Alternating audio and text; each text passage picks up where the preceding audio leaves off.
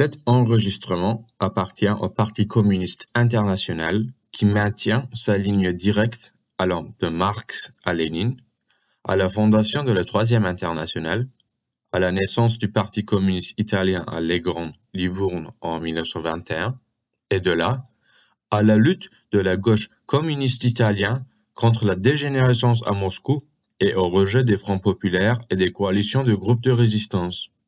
Aujourd'hui, nous lirons un extrait de notre index Questions féminines, notre brochure pour la Journée internationale des femmes, le 8 mars 2025.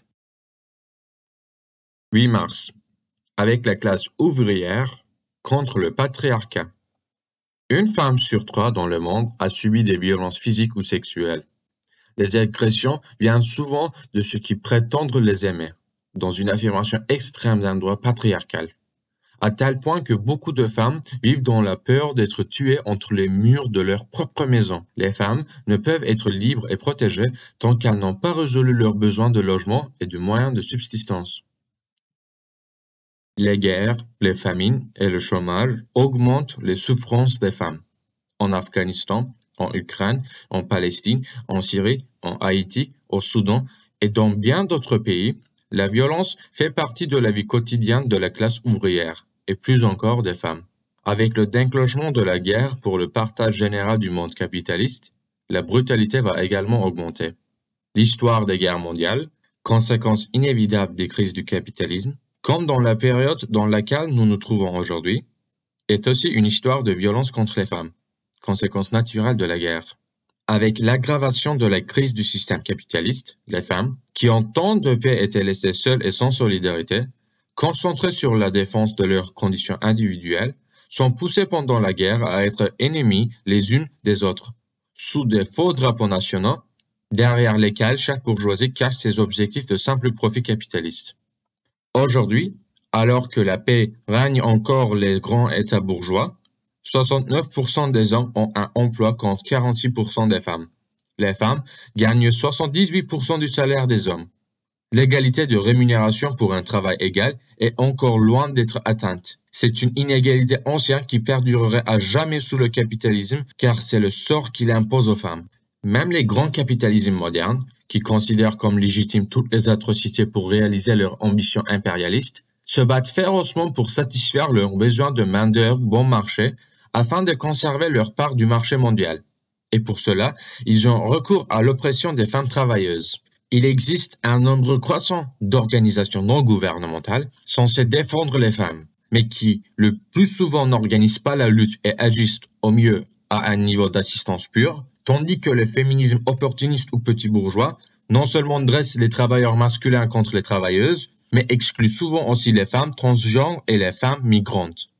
La solution ne viendra ni de la politique bourgeoisie, ni de la charité bourgeoisie. Seule la classe ouvrière peut lutter pour la défense des conditions des femmes travailleuses. Organisées en syndicats militants, authentiquement de classe, les femmes prendront conscience et gagneront en force, tout en aidant les hommes de la classe ouvrière à surmonter leurs préjugés et leurs habitudes. Les syndicats de classe sont si faibles aujourd'hui, en partie à cause de la division sexuelle et ethnique de la main-d'œuvre. La colère des travailleurs contre leurs conditions, qui devrait conduire à des grèves de plus en plus généralisées, est détournée par la rhétorique nationaliste contre les immigrants et la question cruciale des femmes est méprisée. La force de la classe ouvrière découle de son nombre, de son organisation et en fin de compte de la direction politique du mouvement syndical qui remplit le mieux cet objectif. C'est pourquoi la bourgeoisie fait tout ce qu'elle peut pour maintenir notre classe divisée. Et à cette fin, l'un de ses outils fondamentaux est les grands syndicats collaborationnistes, dirigés par des partis fidèles à l'économie capitaliste et à ses régimes politiques. Le patriarcat ne sera anéanti qu'au communisme. Mais la classe ouvrière ne remet pas à plus tard la lutte contre cette relique monstrueuse. Déjà aujourd'hui, elle pose la question, elle engage les syndicats dans la défense de la condition des travailleuses et crée à cet effet des structures permanentes dans les syndicats. L'union des travailleurs, au-delà des divisions de genre, de nationalité, de religion et de toutes les orientations sexuelles, dans les rangs égaux de la lutte, et en plus d'aider les hommes à renoncer aux revendications mesquines de la masculinité, donnera aux femmes la base matérielle et intellectuelle pour se protéger. Avec solidarité, nous mènerons la seule guerre honorable, la guerre des classes, sur nos lieux de travail, dans les rues, dans nos foyers et enfin dans nos mentalités.